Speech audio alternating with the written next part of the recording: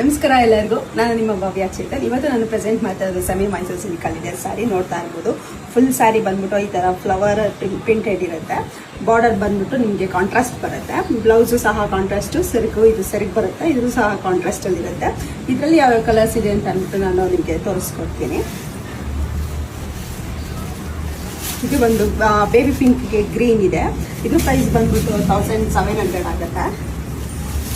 ಇದು ಬಂದ್ಬಿಟ್ಟು sky ಬ್ಲೂಗೆ pink ಇದೆ. ಪಿಸ್ತಾ ಗ್ರೀನ್ಗೆ ಪರ್ಪಲ್ ಇದೆ.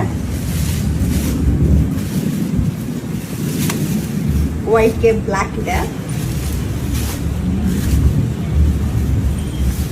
ಮತ್ತೆ ಲೈಟ್ ಪರ್ಪಲ್ಗೆ ಡಾರ್ಕ್ ಪರ್ಪಲ್ ಇದೆ.